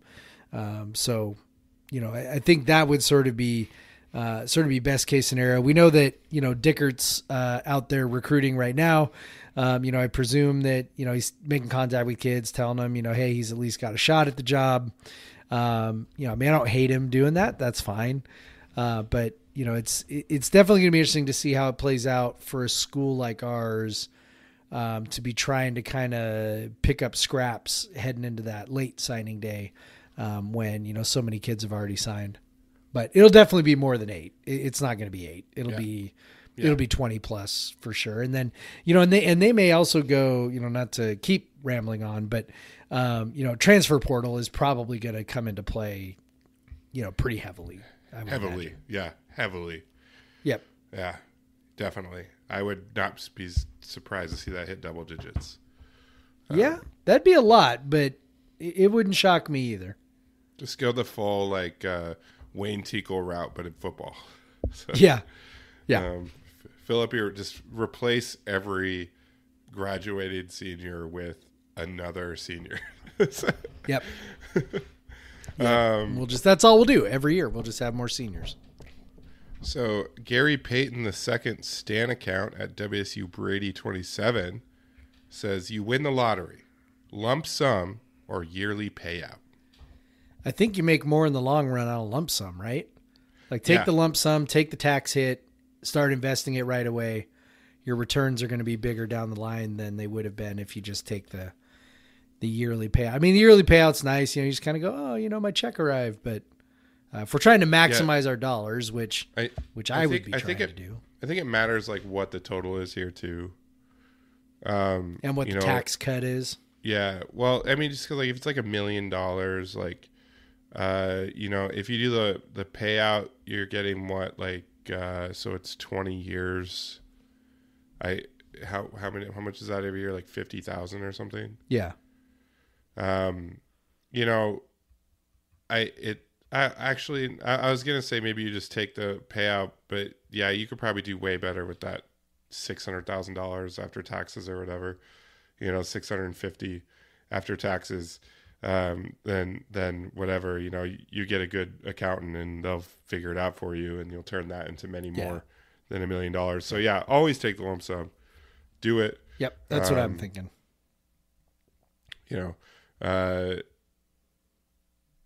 Let's see. I have a lot of mentions because I tweeted out a little tweet about in response to Max, which I'll talk about after we do this. But do you have pumpkin? I don't know. So I'm pretty sure we've met in real life. I don't know how to say your last name, but I think it's Stess or Stos. Pumpkin Stos latte, totes mixtos or mixtes. Do you have a special beer set aside to only be consumed following an Apple Cup victory? Yes, in fact, I do. I have a 2012 Fremont Bourbon Abominable. I have not had it since then. It was from a cellar sale from a now defunct beer shop in Yakima that my friend Kalen, he picked it up for me.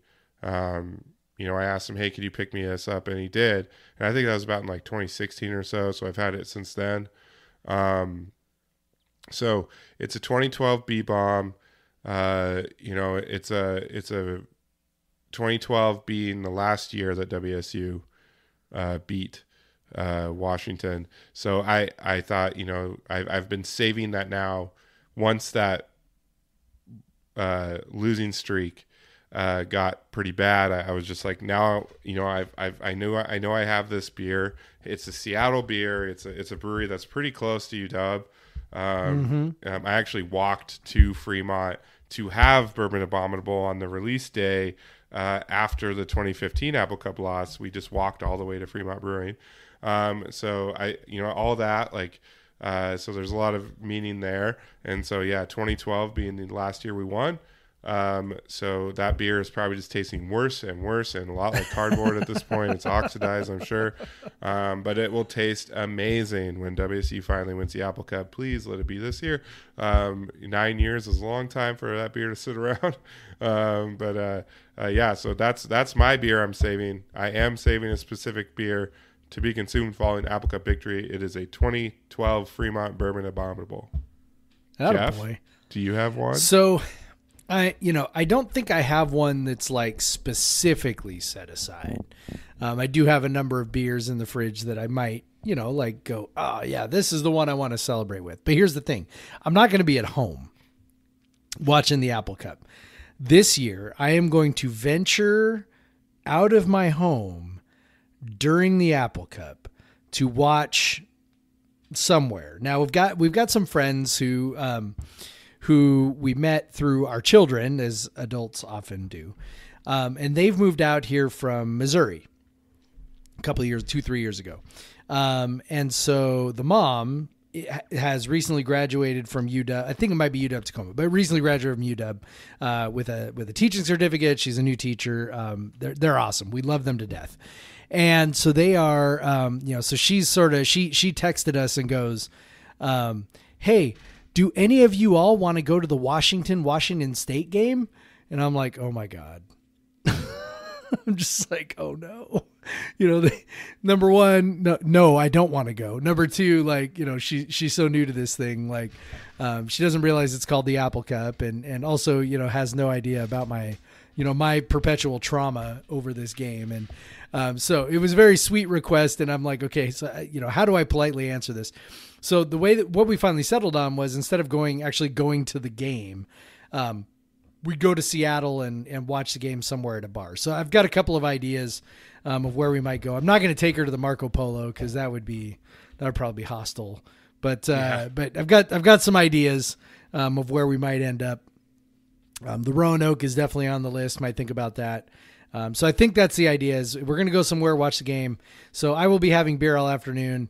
So what I will say is that probably what will happen is if for some reason we actually win the game, there will probably be like fireball shots consumed. That'd be my guess, is that it'll be fireball shots around and I'll be stumbling on out of that bar with a smile on my face and cinnamon on my breath would be my guess. Very good. So next question from Marcus Paul Burns at MBP, the 3, big time listener of the podcast. We get lots of stuff from you, man. Is FA in the NBA, Pullman, or God forbid, somewhere else next year? Pullman. Yeah, Pullman. so I don't think he's ready for the NBA yet, but not that actually is the standard, but I don't know, Yeah, man. I would need to see a more advanced offensive game. Yeah, I think his struggles offensively towards the end of last season took him off a lot of future draft boards, and I haven't seen him on as many this year. So I think, he's got some offensive game to improve. Also, him having a little knee thing probably scares teams off a bit. Yep. He probably needs to get through a whole season, without any injuries. Definitely the health history is a big time thing that these teams look at because you pay these rookie contracts are pretty big and all that. So I would lean towards Pullman, which would be good for us. So I mean, like a lot of things, it all depends on what he wants, right? He can certainly turn pro. I mean, he could turn pro right now and go to Europe and go dunk on people in Europe. Like he could play right now in many professional leagues around this planet. If his goal is to play in the NBA, he could still turn pro at the end of this year and maybe ends up in the G League. And I think it says something that he didn't make the Nigerian team too. Yes. There's some NBA guys on there, and there's some not NBA guys on there. Obviously, Ike Irigbu is on there, and he's he's a good good European player, but he's he's not an NBA player. But so that maybe says something. Also, it sounds like he learned a lot there, and it was good competition for him. So he hasn't still before he came to Pullman, he had not played much basketball in a couple years because of his injuries. So he's still getting a feel for a lot of things. And, I think it'd be good for both of us if he played another year in Pullman, honestly. Yep. So I think that's where I would put, if I was putting my money down, that's where I'd put it, that he'd be back. All right. Again, Rochelle, no 2.5 hour episode, although we're putting in some time for you. So Nope. it's all right. Listen to Blocked Party. That's a great one. Yeah. There's more questions. Yeah, there are more. Yeah, let's go. So Garrett Foster at G Foster Fit says, what is more likely to happen in the next 10 years? Men's basketball Final Four, football Rose Bowl win, women's soccer national title, women's basketball Elite Eight, or volleyball Elite Eight. What I want to do with this is let's just eliminate the ones that you think are the least likely right off the top. And my least likely one is the football Rose Bowl win in the next 10 years. Interesting. Yeah. Yeah. I think so. I think you're probably right. So because WSU, even in the Leach years, didn't have a team that was good enough to get to even the Pac-12 North title game. Right. And then didn't have it. And then to then beat the team they would play in the Rose Bowl, which would be a very good team. Right. So it's a long shot. I'm going to say that one's the biggest long shot. I think followed by probably the men's basketball Final Four. Yeah. I don't know, man. Team, you only got to win 4 games. And I mean, and it happens. Yeah, but I'm saying the least likely of these ones.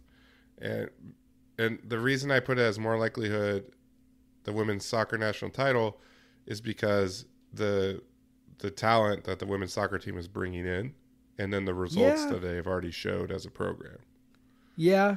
Because if you're going for what has the men's basketball team done in recent time to then go to a Final Four would be quite a leap.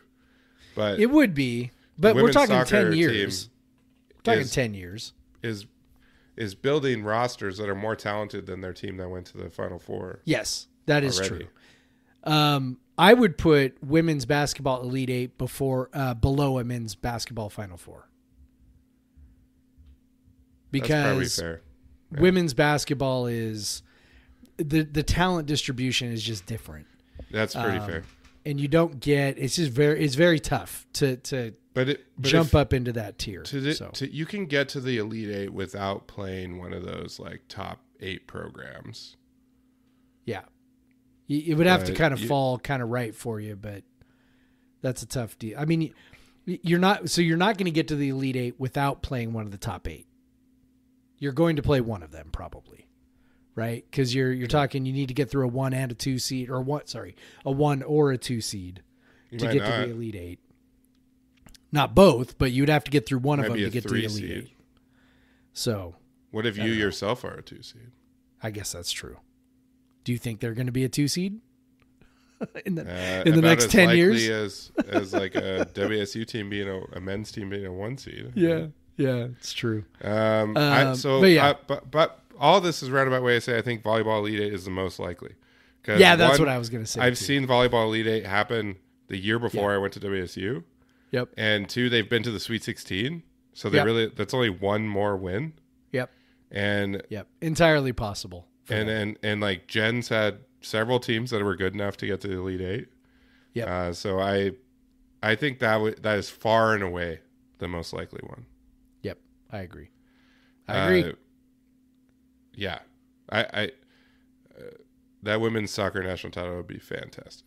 Yes, it so would. it would be the Final Four. Yes, it would. So I'm gonna save this one for last, the UW drama one. Okay. My boy Jake.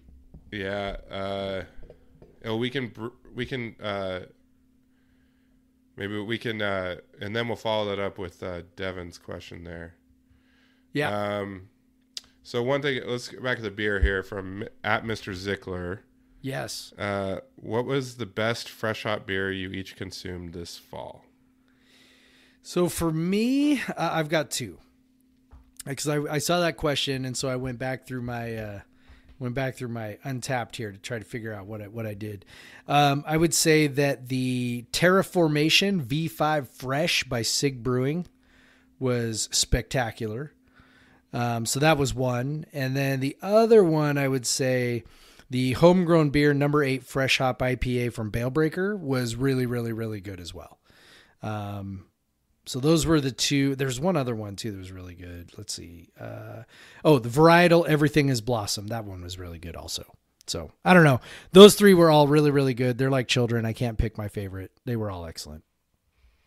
So my favorite one several years running at this point has been the Fresh Hop Keller beer that Holy Mountain, or that Varietal brews in collaboration with Holy Mountain. What is the name? What is it called? So actually, my friend Rochelle gave it to me at the Stanford game, so I was able to drink it at halftime. So it's the only time I got it. It is delicious. Obviously, I talked about my affinity for non-IPA beers and non-IPA fresh hop beers, and non-IPA beers in general. I've had it. They've made it Hopfenkeller. So they've made it. I think 3 or 4 years in a row. Ever since Varietal came out. It's just like a wet hop lager, and it's delicious. It is so tasty. So that would be my favorite. Had a lot of other good ones too. I think breweries are getting really good at this. Before, you might see a lot of them just kind of dump hops into like a really light base beer, and it would be like over hopped with fresh hops. And I think they've realized that the fresh hop doesn't have to be the only hop in there, so you're not getting as many like vegetal beers anymore. They're really like taking the good parts of the fresh hop beer with avoiding the bad parts, is like basically like you're eating a plant type stuff. Yeah. So that's really good. But yeah, good Hopfenkeller for me, and you had the Terraformation, and what was the other one? The Balebreaker homegrown one. So yeah, the Balebreaker homegrown one was awesome. All right, so Jake Nelson at Jake Nelson 77 says, I know you both want to talk about the UW drama. Yeah. Wow, it's so it's somehow we had the least embarrassing coach firing story of the year. So of the two. Here's what it is. Like, obviously UW was wanting to fire this dude, Jimmy Lake. Yes. Yes. And then, he got caught on camera shoving and swinging at one of his players. However you want to interpret the severity of that, whatever. Still, there was enough of, a response to it to the point where UW was forced to respond to it. And, he was suspended. And then at that point, it's like, it's kind of weird. You're thinking, how does he come back from that? And he didn't. They fired him. Interesting enough, they just didn't even bother seeking cause. There was another story released of him, shoving a player up against a locker at halftime of a game 2 years ago. At that point, I was like, "Oh, UW must have leaked this, so they're just trying to trying to build cause, so they can get out of this altogether." But nope, they just wanted Lake out of there, and I just think it turns out that there are a lot of players that didn't like him. Yeah, there you go. I mean, I think isn't that the simplest explanation here? That there are just a lot of players that don't like him, and they probably were. The recruiting class sucks. Yeah. Like, maybe he's just an asshole that nobody likes. Right? Yeah. And I'm sorry, but his like behavior as a coordinator would not dissuade me from that. Like, he was like running his mouth all the time, and like it's just, and not in like any sort of like fun way. It was just like this arrogance of like, oh, congrats, you can stop a team that passes the ball all the time. Like, good job. Like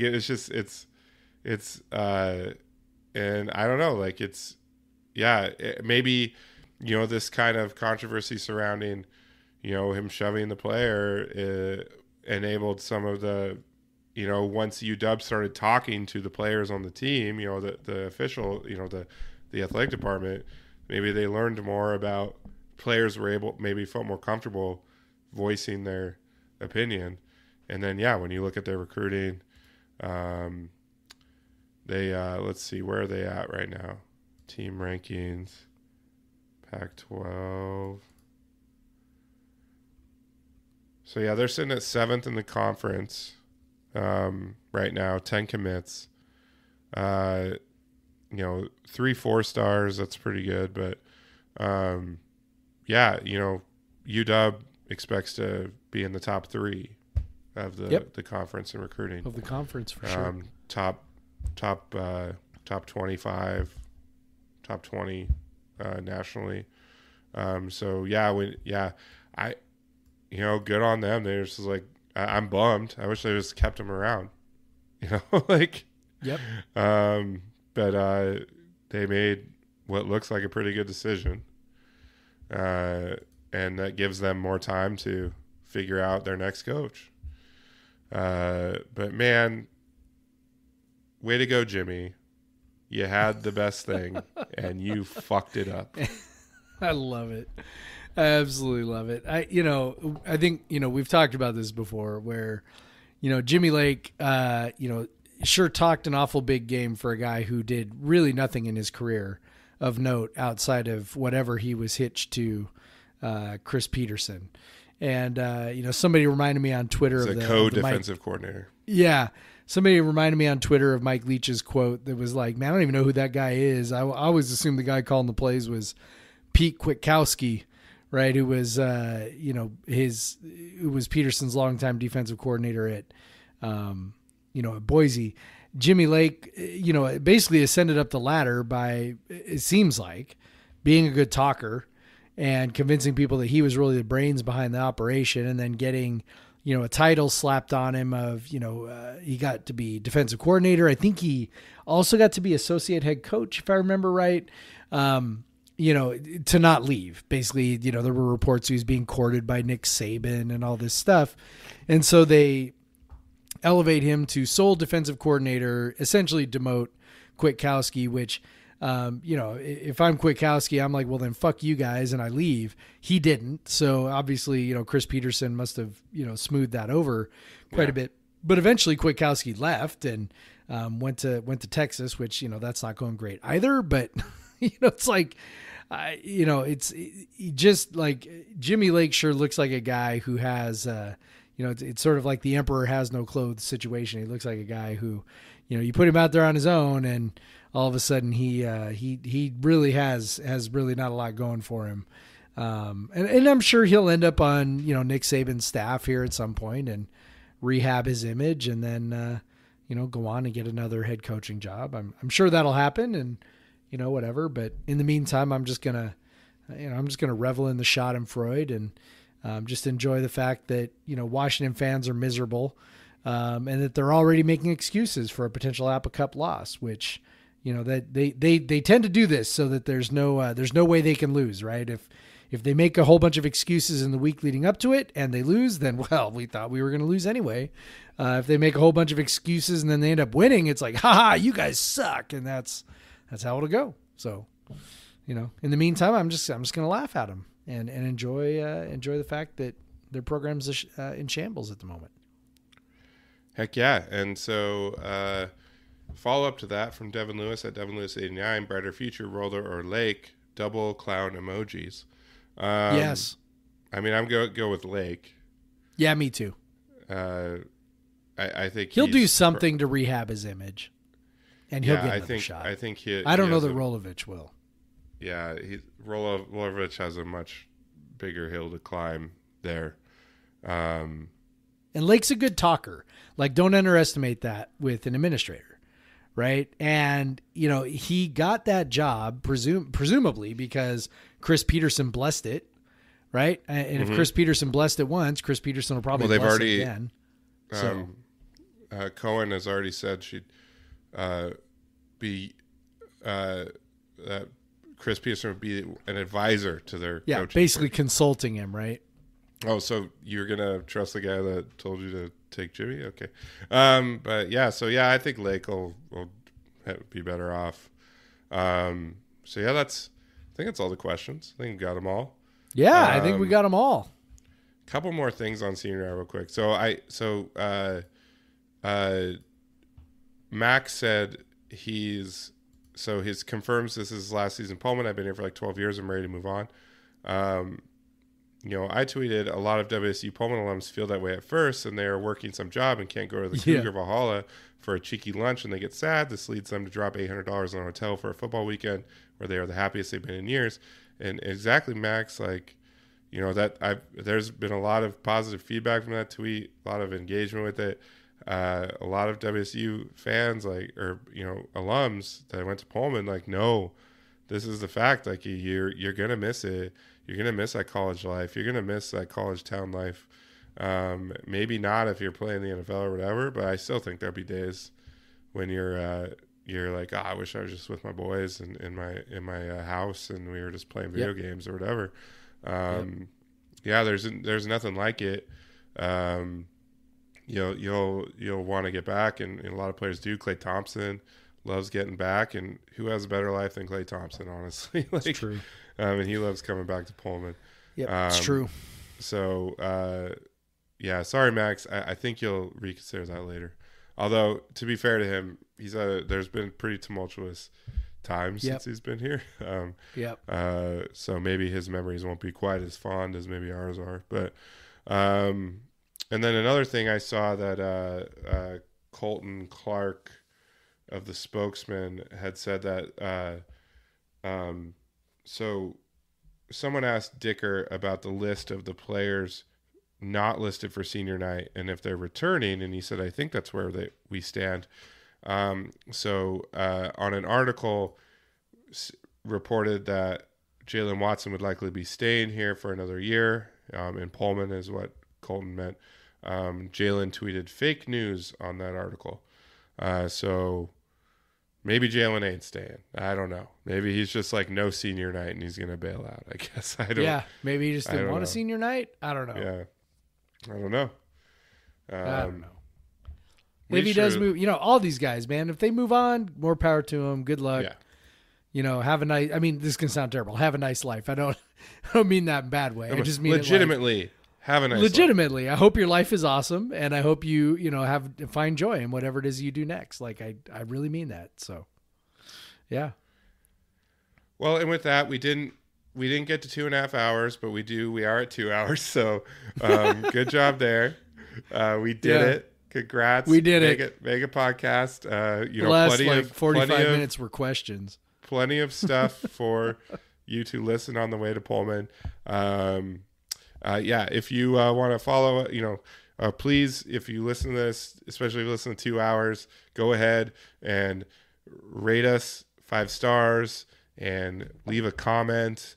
And dear God, if you made it this far, you must like us. Yeah, and tell your friends about this cool Coug podcast that you like, and they say fuck, and it's funny, and like they have the explicit on there, and then you also get to listen to a professionally done 1 hour radio style broadcast with a man with a much nicer sounding voice in Michael Preston, on top of this like weird one where it's 2 buddies talking and swearing and drinking beer.